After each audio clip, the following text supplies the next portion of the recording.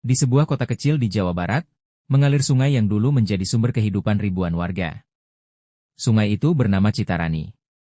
Dahulu, airnya jernih. Anak-anak mandi, para petani mengambil air, dan ikan melimpah di dasar sungai.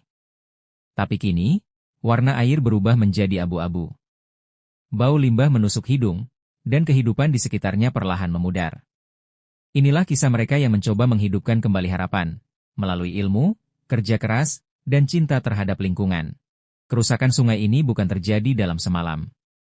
Dalam 2 dekade terakhir, pembangunan industri tumbuh tanpa kendali. Pipa-pipa besar menyalurkan limbah langsung ke aliran sungai. Sementara warga, tanpa pilihan, tetap menggantungkan hidup dari air yang sama. Dari sinilah kisah perubahan dimulai, bukan dari kebijakan besar, tapi dari 4 mahasiswa teknik lingkungan yang punya impian sederhana, mengembalikan kehidupan ke Sungai Citarani. Raka, Sinta, Bayu, dan Dina. 4 sahabat dari Universitas Negeri di Bandung, datang dengan misi kuliah akhir. Proyek mereka diberi nama Rekayasa Ekosistem Sungai Berbasis Komunitas. Mereka datang bukan dengan alat canggih, tapi dengan tekad kuat. Tabung bekas, pompa sederhana, dan pengetahuan tentang bioteknologi air menjadi senjata utama mereka. Di tepi sungai, mereka mulai membangun sistem biofiltrasi alami. Menggunakan drum bekas, pasir aktif, arang batok kelapa, dan tanaman air seperti eceng gondok. Hasilnya, air yang keluar dari sistem itu jauh lebih jernih daripada sebelumnya.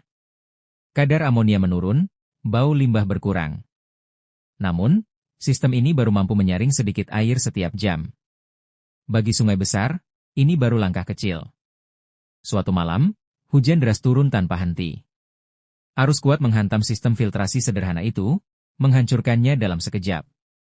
Mungkin kita terlalu kecil untuk mengubah sesuatu yang sebesar ini, kata Raka lirih. Namun Dina, sang dokumentator tim, menolak menyerah. Ia mengunggah kisah mereka ke media sosial. Tak disangka, video itu ditonton ribuan orang, dan banyak yang ingin membantu. Warga sekitar mulai bergabung.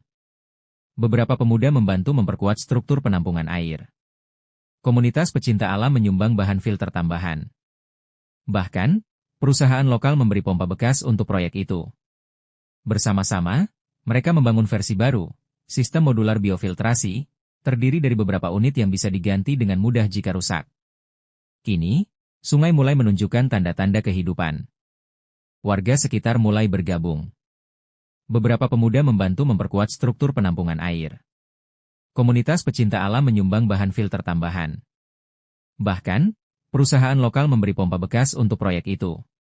Bersama-sama, mereka membangun versi baru, sistem modular biofiltrasi, terdiri dari beberapa unit yang bisa diganti dengan mudah jika rusak. Kini, sungai mulai menunjukkan tanda-tanda kehidupan. Setelah 3 bulan, hasilnya terlihat nyata. Kadar oksigen terlarut meningkat.